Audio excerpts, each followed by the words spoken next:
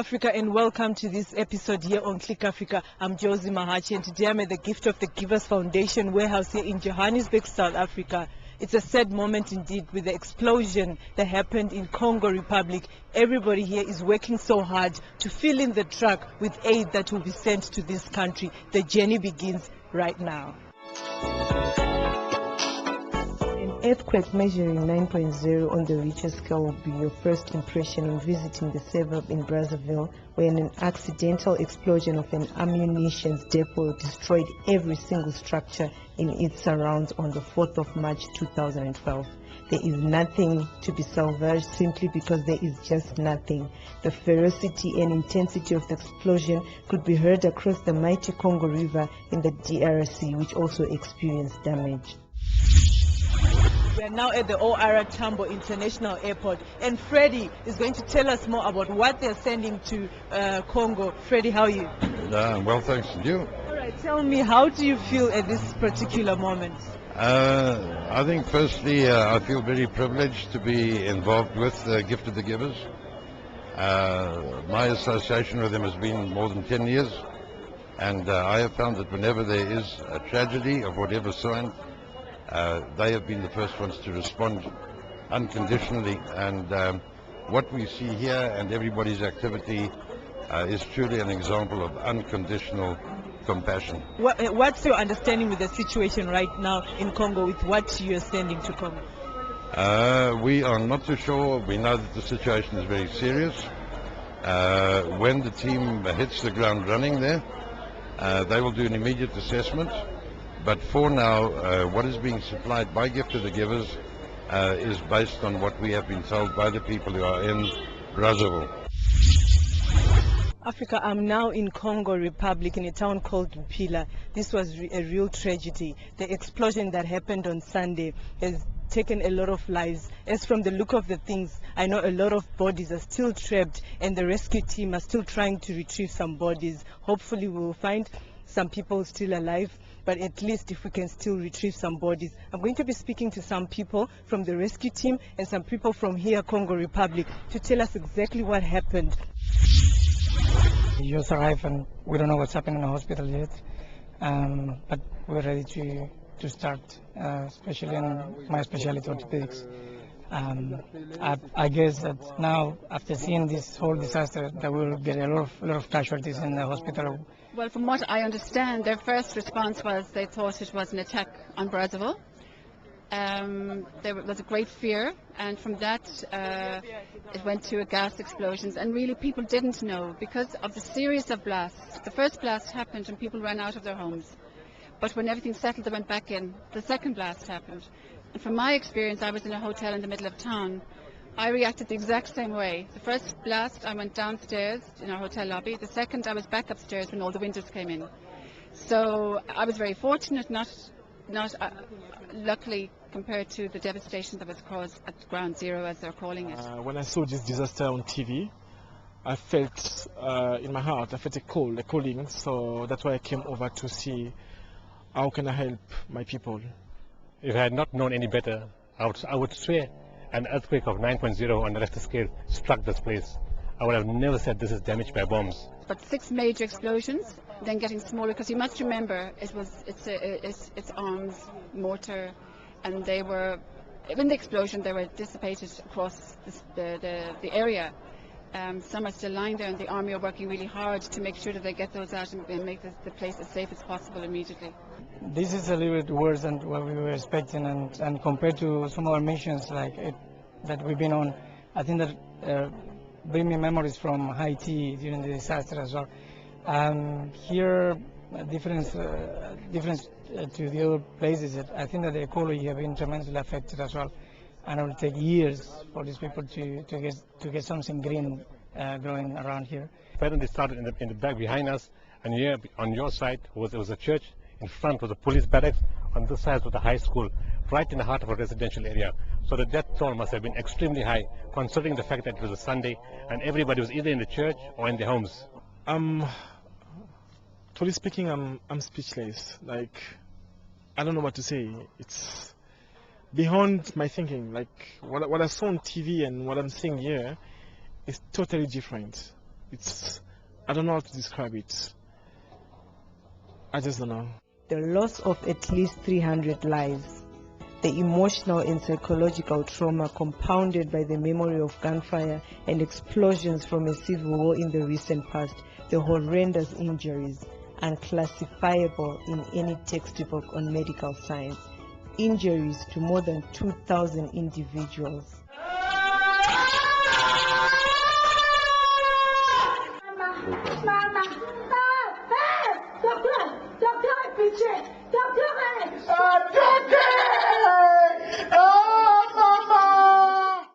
We've just been given a brief tour of the hospital, and I've been told that this is the best facility in the city.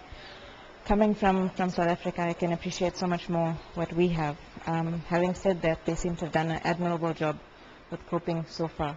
We've spoken to the head of the surgeons in general and the head of the trauma unit, who's told us that when the incident happened, they were inundated with casualties and they had to be treating them outside the emergency department. We were told of these two patients who had to be operated on in the same operating theater, one on the floor, one on a chair, while a third patient was being done on the actual operating table. Obviously not ideal, but in situations like this you have to make do with what you have, and I think the doctors here have done admirably with the resources they have. Yeah, I think this is a devastating thing that's happened to them. It's really on the scale of something like an earthquake. It's enormous devastation that's happened, as we saw at the explosion site, and now we're seeing with the patients that really there's this enormous volume of patients, patients in the corridors, patients staying in the trauma units, even though they can't be, there's not enough beds in this hospital, other hospitals overflowing.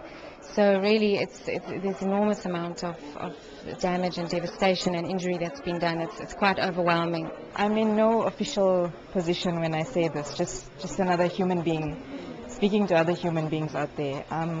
We need help. There's money out in the world, and it needs to get to places like this, not just in a time of disaster, but in general.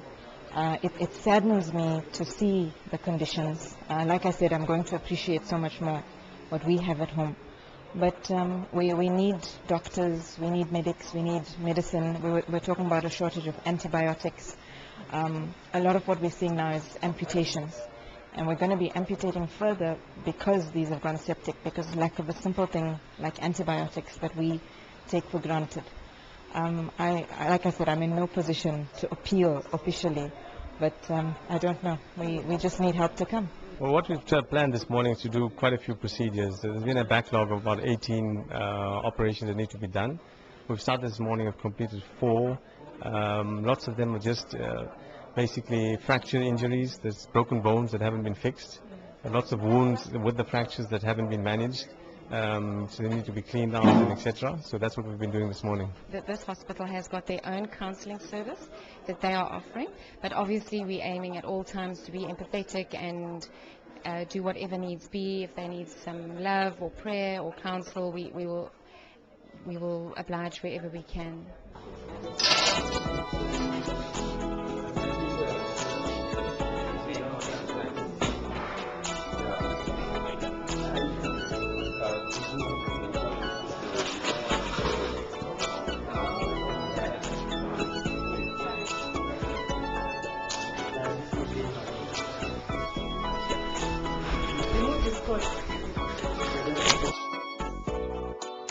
Homelessness, hunger, thirst in scorching heat, the indignity of public exposure of genitals, in the absence of ablution blocks, in overcrowded camps accommodating 12,000 people is the painful plight of poor, desperate people.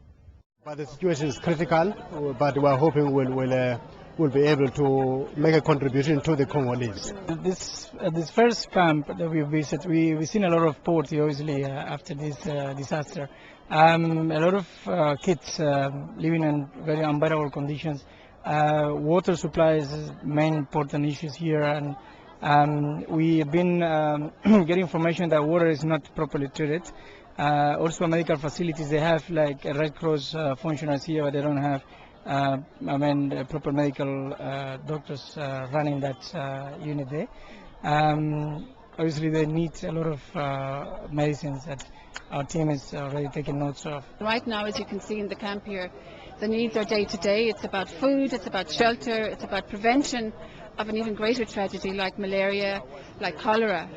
Right now, the biggest problem is the lack of portable toilets, of sanitation, of water purification. And we're very fortunate to be working with an organisation like Dr. Suleiman's, who has not only arrived to assess the situation, but because of his experience has brought what he thinks will be needed to respond to the situation. And that's the job right now, is to get on the ground, do what needs to be done, and get to the next stage where we look at the long term. The assistance that will be durable. Assistance in terms of, as well, even now we're told in this site that they don't have mattresses, they don't have tents, they don't have water purification systems, including the tablets that we're going to provide. I think more assistance is needed, definitely. And from the medical point of view here, well, simple as medicine for diabetics and stuff, they don't have it. They are just telling us that they don't have it, anything. Dressing materials, antibiotics. So there's a lot to be needed here. And that's only from the medical point of view. From the holistic point of view, I think that a lot of tents, a lot of water purifiers, a lot of clothing, toilets, those portable toilets, and some other sanitary facilities that they don't have at all here. Well, the way forward is to round up assistance for the country, for the people of the country. And if we look at the disaster site and we see more than 3,000–4,000 homes that have been lost, from our organisation's point of view, we are here to assist government to rebuild as fast as possible homes for people to return to. We would hate to see a situation with people lingering in camps for too long. And we are calling on our partners throughout Africa and the rest of the world to assist us and support